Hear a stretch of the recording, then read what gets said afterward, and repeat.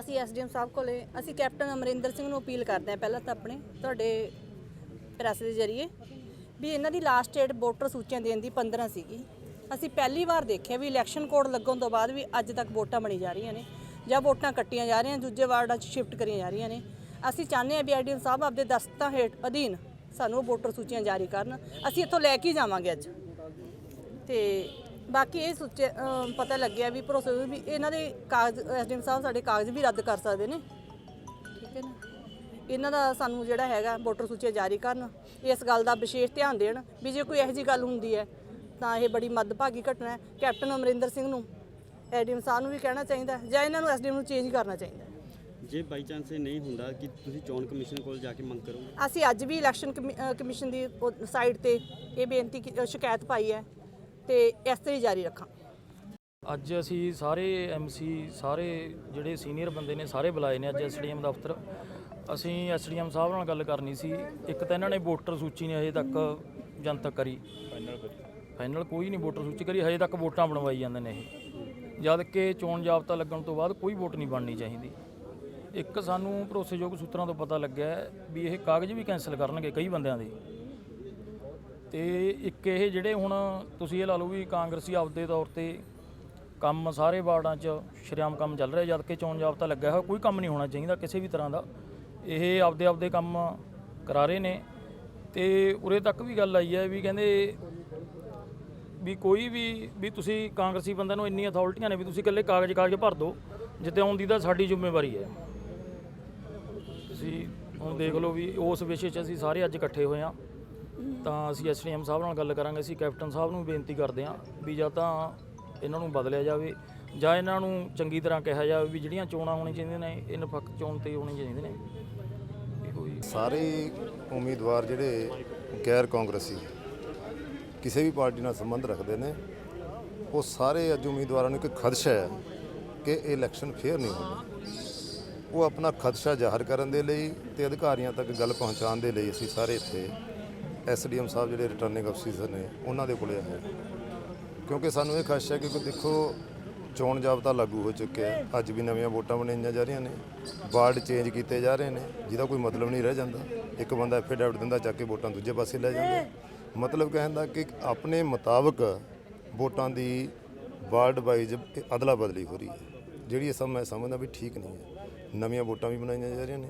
15 ਤਾਰੀਖ ਤੱਕ supplementary list ਦੇਣੀ ਸੀ ਇਹਨਾਂ ਨੇ ਵੋਟਾਂ ਦੀ, ਉਹ ਨਹੀਂ ਕਿਸੇ ਨੂੰ ਦਿੱਤੀ।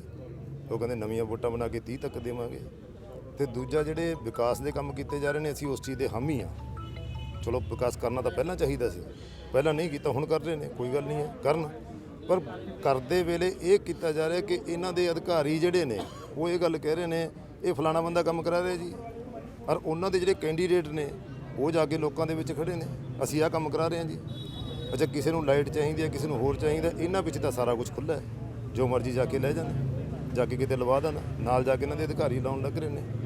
ਅੱਛਾ ਇੱਥੋਂ ਤੱਕ ਹੈ ਕਿ ਇੱਕ ਘਰ ਦੇ ਮੂਹਰੇ ਟਾਈਲਾਂ ਲਾਉਂਦੇ ਨੇ, ਦੂਜੇ ਮੂਹਰੇ ਛੱਡ ਦਿੰਦੇ ਨੇ, ਫਿਰ ਕਹਿ ਦਿੰਦੇ ਨੇ ਉਹਨਾਂ ਤੋਂ ਕਹਾਓ ਜੀ ਸਾਨੂੰ। ਸੋ ਇਸ ਤਰ੍ਹਾਂ ਦੇ ਜਿਹੜੀਆਂ ਇਹ ਗਲਤ ਗੱਲਾਂ ਲੱਗਦਾ ਵੀ ਆਉਣ ਵਾਲੇ ਸਮੇਂ ਦੇ ਵਿੱਚ ਵੀ ਪਰਚੇ ਵੀ ਦਰਜ ਕੀਤੇ ਜਾ ਸਕਦੇ ਆ ਆਜ਼ਾਦ ਉਮੀਦਵਾਰਾਂ ਦੇ, ਕਿਉਂਕਿ ਜਿਸ ਤਰ੍ਹਾਂ ਦੇ ਹਾਲਾਤ ਉਹ ਤਾਂ ਜਿਵੇਂ ਸਾਨੂੰ ਇੰਟਰਨਲ ਰਿਪੋਰਟਾਂ ਮਿਲੀਆਂ ਨੇ ਤਾਂ ਪ੍ਰੋਸੈਸ ਇਹਨਾਂ ਨੇ ਚਾਲੂ ਕਰ ਰੱਖਿਆ। ਇਹ ਖਦਸ਼ੇ ਨਹੀਂ ਕੱਲੇ, ਇਹ ਤਾਂ ਲੱਗਦਾ ਵੀ ਕਰਨਗੇ ਸਾਰਾ ਕੁਝ। ਪਰ ਮੈਂ ਬੇਨਤੀ ਕਰਦਾ ਪ੍ਰਸ਼ਾਸਨ ਨੂੰ, ਪੁਲਿਸ ਡਿਪਾਰਟਮੈਂਟ ਨੂੰ ਵੀ, ਸਿਵਲ ਪ੍ਰਸ਼ਾਸਨ ਨੂੰ ਵੀ ਇਹਨਾਂ ਗੱਲਾਂ ਦੇ ਵਿੱਚ ਆਉਣ ਦੀ ਲੋੜ ਨਹੀਂ ਹੈ। ਇਹ ਕਿਸੇ ਜਿਹੜਾ ਸਿਆਸੀ ਦਬਾਅ ਹੈ ਉਹਦੇ ਥੱਲੇ ਆ ਕੇ ਗਲਤ ਕੰਮ ਨਾ ਕਰਨ, ਆਪਣੀ ਜ਼ਿੰਮੇਵਾਰੀ ਦੇ ਨਾਲ ਜਿਹੜੀ ਹੈ ਆਪਣੀ ਡਿਊਟੀ ਉਹ ਨਿਭਾਓ। ਅਗਰ ਨਹੀਂ ਹੁੰਦਾ ਤਾਂ ਤੁਸੀਂ ਅਗਲਾ ਸੰਘਰਸ਼ ਕੀ ਕਰੋਗੇ? ਅਗਲਾ ਸੰਘਰਸ਼ ਦੇਖਦੇ ਹਾਂ, ਫਿਰ ਉਸ ਮੁਤਾਬਕ ਰੂਪਰੇਖਾ ਤਿਆਰ ਕਰਾਂਗੇ। ਕੀ ਤੁਸੀਂ ਇਸ ਸੰਬੰਧ ਦੇ ਵਿੱਚ ਕੋਈ ਚੋਣ ਕਮਿਸ਼ਨ ਨੂੰ ਪੱਤਰ ਲਿਖੋਗੇ? ਹਾਂ ਅਸੀਂ ਲਿਖਿਆ ਵੀ ਹੈ। ਅੱਛਾ ਜੀ, ਡੀਸੀ ਸਾਹਿਬ ਨੂੰ ਵੀ ਲਿਖਿਆ, ਕਿਉਂਕਿ ਇਹ ਗੱਲਾਂ ਦੇਖੋ ਤੁਸੀਂ ਖੁਦ ਤੁਹਾਨੂੰ ਪਤਾ ਸਾਰੀ ਗੱਲ ਦਾ ਵੀ ਇਹ ਗੱਲਾਂ ਕੋਈ ਪੋਸੀਬਲ ਹੈਗੀਆਂ ਨੇ ਕਿ ਅੱਜ ਵੋਟਾਂ ਬਣਾਈਆਂ ਜਾ ਰਹੀਆਂ ਨੇ, ਅੱਜ ਕੱਟੀਆਂ ਜਾ ਰਹੀਆਂ ਨੇ। ਚੋਣ ਜਾਬਤਾ ਕਿਸ ਚੀਜ਼ ਦਾ? After the final of all programs ਤਾਂ ਇਲੈਕਸ਼ਨ ਕਮਿਸ਼ਨ ਚੋਣ ਡਿਕਲੇਅਰ ਕਰਦਾ। ਜੇ ਉਹਨਾਂ ਕੋਲੇ ਵੋਟਰ ਲਿਸਟ ਹੀ ਨਹੀਂ, ਉਹਨਾਂ ਨੇ ਚੋਣ ਕਦੀ ਡਿਕਲੇਅਰ ਕਰਤੀ? ਸੋ ਇਹ ਸਭ ਪਹਿਲਾਂ ਦੀਆਂ ਗੱਲਾਂ ਤੀਆਂ। ਇਹ ਅੱਜ ਜਿਹੜਾ ਪ੍ਰੋਗਰਾਮ ਲਿਖਿਆ ਗਿਆ ਜਿਵੇਂ ਇੱਥੇ ਅਕਾਲੀ ਦਲ ਵਾਲੇ ਵੀ ਦੇਖਿਆ ਸੀ, ਭਾਜਪਾ ਦੇ ਵੀ, ਆਜ਼ਾਦ ਵੀ, ਇਹ ਸਾਰੇ ਲੋਕ ਇਕੱਠੇ? ਹਾਂ ਸਾਰੇ ਬਿਲਕੁਲ, ਸਾਰੇ ਜਿਹੜੇ ਵੀ ਬੰਦੇ ਕੈਂਡੀਡੇਟ ਖੜੇ ਹੋਣੇ ਚਾਹੁੰਦੇ ਨੇ ਭਾਵੇਂ ਕਿਸੇ ਪਾਰਟੀ ਦੇ ਨੇ, ਜਿਨ੍ਹਾਂ ਨੂੰ ਇਹ ਖਦਸ਼ਾ ਹੈ ਉਹ ਸਾਰੀਆਂ ਪਾਰਟੀਆਂ ਦੇ ਆਜ਼ਾਦ ਉਮੀਦਵਾਰ ਦੇ ਤੌਰ ਤੇ ਵੀ ਜਿੰਨੇ ਵੀ ਕੈਂਡੀਡੇਟ ਹੈਗੇ ਨੇ ਸਾਰੇ ਖੜੇ ਨੇ ਉਰੇ। ਅਸੀਂ ਜਿਹੜਾ ਐਸਡੀਐਮ ਸਾਹਿਬ ਦੇ ਦਫ਼ਤਰ 'ਚ ਅਸੀਂ ਆਏ ਹਾਂ, ਸਾਡੇ ਸਾਰੇ ਆਜ਼ਾਦ ਉਮੀਦਵਾਰਾਂ ਨੂੰ ਖਾਸ ਹੈ ਵੀ ਜਿਹੜੇ ਕਾਗਜ਼ ਨੇ ਕਿਤੇ ਰਿਜੈਕਟ ਨਾ ਕਰ ਦਿੱਤੇ ਜਾਣ। ਪਹਿਲਾ। ਦੂਸਰਾ, ਸਾਨੂੰ ਇਹ ਹੈ ਵੀ ਜਿਹੜੇ ਵੋਟ ਨੇ ਅੱਜ ਤੱਕ 1977 ਤੋਂ ਲੈ ਕੇ ਅੱਜ ਤੱਕ ਇਹ ਕਦੇ ਨਹੀਂ ਦੇਖਿਆ ਵੀ ਇਲੈਕਸ਼ਨ ਕੋਡ ਆਫ ਕੰਡੈਮਟ ਲੱਗ ਚੁੱਕਿਆ ਹੋਵੇ ਫਿਰ ਵੀ ਵੋਟ ਬਣੀ ਜਾਣ। ਇਹ ਪਹਿਲੀ ਵਾਰ ਹੋਇਆ। ਵੋਟ ਬਣ ਰਹੇ ਨੇ, ਦੂਜੇ ਵਾਰਡਾਂ ਦੇ ਵਿੱਚੋਂ ਇੱਧਰ ਵਾਰਡਾਂ 'ਚ ਵੋਟਾਂ ਲਿਆਂਦੀਆਂ ਜਾ ਰਹੀਆਂ ਨੇ। BLO ਮਿੰਟ 'ਚ ਹੁਕਮ ਐਸਡੀਐਮ ਕਰ ਦਿੰਦੀ ਆ ਬਣਾ ਦਿਓ, ਮਿੰਟ 'ਚ ਹੁਕਮ ਕਰ ਦਿੰਦੀ ਆ ਬੰਦ ਕਰ ਦਿਓ। ਇਹ ਐਸਡੀਐਮ ਪ੍ਰਸ਼ਾਸਨ ਵੱਲੋਂ ਐਸਡੀਐਮ ਨਹੀਂ ਹੈ। ਅਸੀਂ ਇਹ ਕਹਿ ਸਕਦੇ ਹਾਂ ਵੀ ਇੱਕ ਇਹ ਕਾਂਗਰਸ ਦੀ ਕਾਰੀਕਰਤਾ ਹੁੰਦੇ ਨੇ, ਜਿਵੇਂ ਕਹਿੰਦੇ ਆ, ਤਾਂ ਇੱਕ ਇਹ ਮੈਂਬਰ ਹੈ। ਇਸ ਨੂੰ ਇਹ ਸ਼ੋਭਾ ਨਹੀਂ ਦਿੰਦੀ ਗੱਲ। ਪ੍ਰਸ਼ਾਸਨ ਦੀ ਮਾਲਕ ਹੈ, ਐਸਡੀਐਮ ਹੈ। ਜੇ ਪ੍ਰਸ਼ਾਸਨ ਇਸ ਤਰ੍ਹਾਂ ਕਰਨ ਲੱਗਿਆ ਤਾਂ ਫਿਰ ਆਪਾਂ ਕਿੱਥੇ ਲੜਾਈ ਲੜਾਂਗੇ। ਤੁਸੀਂ ਕੀ ਕਹਿਣਾ ਚਾਹੁੰਦੇ ਹੋ, ਕਿਉਂਕਿ ਇਹ ਕਾਫੀ ਦਿਨਾਂ ਤੋਂ ਇਹ ਚੱਲ ਰਿਹਾ ਹੈ ਕਿ ਇਲੈਕਸ਼ਨ ਕਮਿਸ਼ਨ ਤੱਕ ਤੁਸੀਂ ਪਹੁੰਚ ਕੀਤੀ ਇਸ ਮਾਮਲੇ ਵਿੱਚ? ਅਸੀਂ ਜਿਹੜੀ ਗੱਲ ਹੈ, ਸਾਰੇ ਅਸੀਂ ਪਾਰਟੀਆਂ ਦੇ ਉਮੀਦਵਾਰ ਹਾਂ, ਚਾਹੇ ਆਜ਼ਾਦ ਖੜੇ ਹਾਂ, ਚਾਹੇ ਬਾਦਲ ਦਲ ਹੈ, ਚਾਹੇ ਢੀਂਡਸਾ ਦਲ ਹੈ, ਚਾਹੇ BJP ਹੈ, ਚਾਹੇ ਹੋਰ ਆਜ਼ਾਦ ਉਮੀਦਵਾਰ ਨੇ। ਉਹਨਾਂ ਨੂੰ ਅਸੀਂ ਬੜੇ ਲੀਡਰਾਂ ਨੂੰ ਦੱਸਿਆ ਵੀ ਇਸ ਤਰ੍ਹਾਂ ਕਰਕੇ ਸਾਡੇ ਲਹਿਰੇ ਦੇ ਵਿੱਚ ਜਿਹੜੀ ਮਿਊਨਿਸਪੈਲਿਟੀ ਦੀਆਂ ਚੋਣਾਂ ਹੋ ਰਹੀਆਂ ਨੇ ਉਹਨਾਂ ਦੇ ਵਿੱਚ ਧਾਂਦਲੀ ਦਾ ਖਾਸਾ ਹੈ, ਜਿਹੜੀ ਕਿ ਐਸਡੀਐਮ ਕਰਾਊਗੀ। ਇਸ ਐਸਡੀਐਮ ਨੂੰ ਇੱਥੋਂ ਤੁਰੰਤ ਬਦਲ ਕੇ ਕੋਈ ਨਵਾਂ ਐਸਡੀਐਮ। ਸਾਡੀ ਮੰਗ ਇਹ ਹੈ ਜੀ, ਦੇਖੋ ਅਸੀਂ ਆਪਣੀ ਪਾਰਟੀ ਵੱਲੋਂ ਆਏ ਆ, ਬਾਕੀ ਪਾਰਟੀਆਂ ਦੇ ਵੀ ਆਏ ਨੇ, ਦੇਖੋ ਆਜ਼ਾਦ ਵੀ ਆਏ ਨੇ। ਜਿਹੜਾ ਵੀ ਕੁਛ ਉਰੇ ਚੱਲ ਰਿਹਾ ਉਹ ਤਕਰੀਬਨ ਪ੍ਰਸ਼ਾਸਨ ਤੇ ਸਰਕਾਰ ਉਹਨਾਂ ਦੇ ਅੰਡਰ ਸਾਰਾ ਕੁਝ ਹੋਣ ਲੱਗ ਰਿਹਾ। ਤੇ ਸਾਨੂੰ ਚੋਣ ਕਮਿਸ਼ਨਰ ਨੂੰ ਬੇਨਤੀ ਕਰ ਰਹੇ ਹਾਂ ਅਸੀਂ ਵੀ ਉਹ ਆਜ਼ਾਦ ਅਤੇ ਨਿਰਪੱਖ ਚੋਣਾਂ ਕਰਾਉਣ। ਜੋ ਲੋਕਾਂ ਦਾ ਅਧਿਕਾਰ ਬਣਦਾ ਉਸ ਅਧਿਕਾਰ ਦੀ ਲੋਕ ਵਰਤੋਂ ਕਰਨ। ਪਾਰਟੀਆਂ ਤੋਂ ਉੱਪਰ ਉੱਠ ਕੇ ਜ਼ਮੀਰ ਦੀ ਆਵਾਜ਼ ਨਾਲ। ਹੋ ਕੀ ਰਿਹਾ ਹੈ? ਧੱਕਾ ਹੋ ਰਿਹਾ ਜੀ, ਬਿਲਕੁਲ ਸ਼ਰੇਆਮ ਕਿਸ ਤਰ੍ਹਾਂ ਧੱਕਾ ਇਹ ਹੋ ਰਿਹਾ ਜੀ। ਦੇਖੋ ਵੋਟਰ ਸੂਚੀਆਂ ਦੇ ਵਿੱਚ ਵੀ ਅਸੀਂ ਦੇਖਣ ਲੱਗ ਰਹੇ ਹਾਂ, ਵਾਰਡ ਕਿਸੇ ਪਾਸੇ ਹੋਰ ਜਾਂਦਾ, ਉਹਦੀ ਹੱਦਬੰਦੀ ਕਿਸੇ ਪਾਸੇ ਹੋਰ ਕੀਤੀ ਹੋਈ ਹੈ। ਤੇ ਉਸ ਤੋਂ ਬਾਅਦ ਵੀ ਵਾਰਡ ਦੇ ਵਿੱਚ ਦੁਬਾਰਾ ਜਾਣੀ ਕਿ ਦਾਇਰੇ ਤੋਂ ਬਾਹਰ ਜਾ ਕੇ ਵੋਟਾਂ ਬਣਨ ਲੱਗ ਰਹੀਆਂ ਨੇ। ਡੈਥ ਹੋਏ ਅੱਜ ਤੋਂ ਸਾਲ ਡੇਢ ਸਾਲ ਪਹਿਲਾਂ ਤੋਂ ਲਗਾਤਾਰ ਡੈਥਾਂ ਹੋਈਆਂ ਨੇ, ਉਹ ਵੋਟਾਂ ਵੀ ਵਿੱਚ ਪਈਆਂ ਨੇ। ਕਿਤੇ ਨਾ ਕਿਤੇ ਸਾਡੇ ਕੈਂਡੀਡੇਟਾਂ ਨਾਲ ਜੋ ਲੜਨ ਲੱਗ ਰਹੇ ਨੇ ਉਹਨਾਂ ਨਾਲ ਨਜਾਇਜ਼ ਧੱਕਾ ਹੋ ਰਿਹਾ। ਤੇ ਮੌਜੂਦਾ ਸਰਕਾਰ ਹੈ ਜਿਹੜੀ ਉਹ ਨਿਰਪੱਖ ਚੋਣਾਂ ਕਰਾਉਣ ਲਈ ਵਚਨਬੱਧ ਹੈ, ਪਰ ਉਹ ਕਰਾ ਨਹੀਂ ਰਹੀ। ਤੁਹਾਨੂੰ ਕੋਈ ਖਾਸਾ ਲੱਗਦਾ ਹੈ? ਬਿਲਕੁਲ ਖਾਸਤਾ ਲੱਗਦਾ ਜੀ।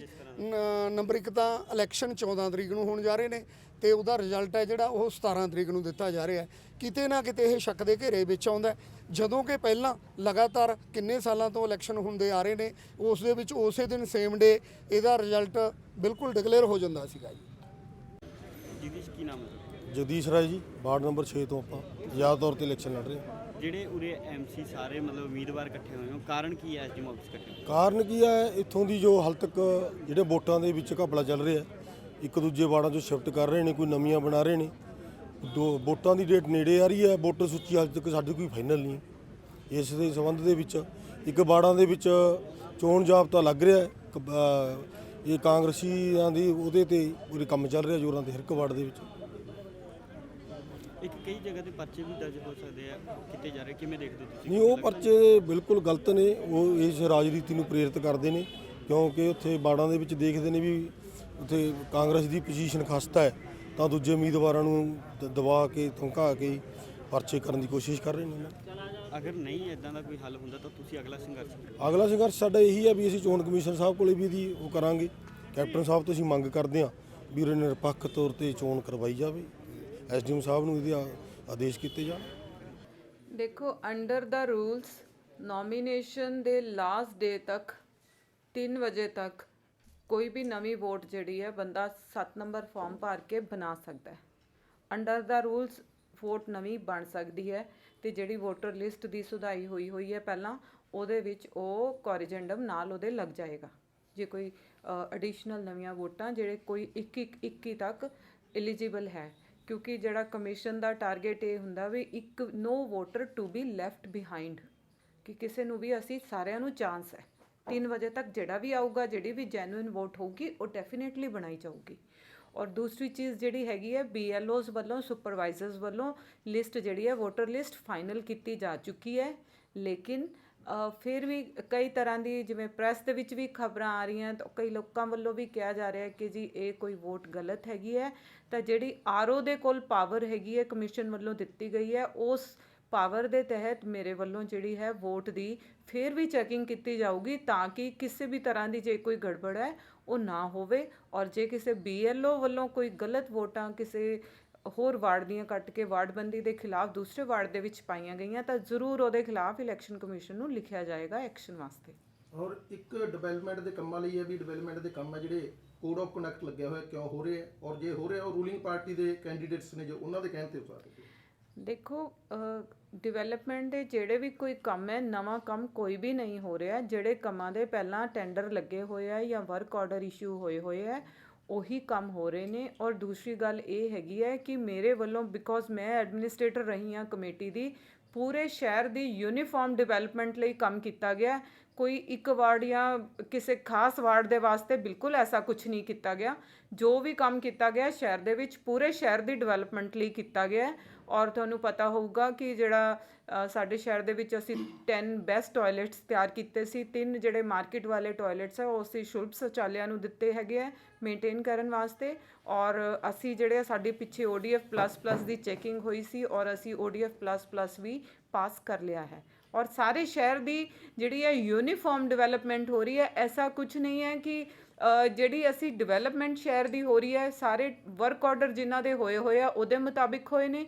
ਬਿਕੋਜ਼ ਅਸੀਂ ਟਾਰਗੇਟ ਰੱਖਿਆ ਸੀਗਾ ਕਿ ਅਸੀਂ ਸਰਵੇਖਣ ਦੇ ਵਿੱਚ ਆਪਣੇ ਸ਼ਹਿਰ ਨੂੰ ਗਾਰਬੇਜ ਫ੍ਰੀ ਸਿਟੀ ਬਣਾਉਣਾ ਹੈ ਔਰ ਅਸੀਂ ਬਹੁਤ ਜਲਦ ਉਹਦੇ ਵਾਸਤੇ ਅਪਲਾਈ ਕਰਨ ਜਾ ਰਹੇ ਹਾਂ। ਡਾਕੂਮੈਂਟੇਸ਼ਨ ਰੈਡੀ ਹੋ ਰਹੀ ਹੈ ਔਰ ਉਸ ਤੋਂ ਬਾਅਦ ਸਾਡੇ ਵੱਲੋਂ ਜਿਹੜਾ ਹੈਗਾ ਸ਼ਹਿਰ ਦੇ ਵਿੱਚ ਆਪ ਪਬਲਿਕ ਰੈਲੀਜ਼ ਕਰਕੇ ਲੋਕਾਂ ਨੂੰ ਅਵੇਅਰ ਕਰਕੇ ਅਸੀਂ GFC ਵਾਲੀ ਜਿਹੜੀ ਟੀਮ ਹੈ ਉਹਨੂੰ ਇੱਥੇ ਚੈਕਿੰਗ ਵਾਸਤੇ ਇਨਵਾਈਟ ਕਰਨਾ ਹੈ ਔਰ ਸ਼ਹਿਰ ਨੂੰ ਗਾਰਬੇਜ ਫ੍ਰੀ ਬਣਾਉਣਾ ਹੈ। ਉਹ ਸਾਡਾ ਸਰਵੇਖਣ ਦਾ ਟਾਰਗੇਟ ਹੈ, ਉਹਦਾ ਇਲੈਕਸ਼ਨ ਦੇ ਨਾਲ ਕੁਝ ਲੈਣਾ ਦੇਣਾ ਨਹੀਂ ਹੈ। ਔਰ ਜਿਵੇਂ ਤੁਹਾਨੂੰ ਪਤਾ ਹੋਊਗਾ ਕਿ ਬੱਸ ਸਟੈਂਡ ਦੀ ਵੀ ਅਸੀਂ ਨੁਹਾਰ ਬਦਲਣ ਲਈ ਪਹਿਲਾਂ ਹੀ ਟੈਂਡਰ ਕੀਤਾ ਹੋਇਆ ਸੀਗਾ।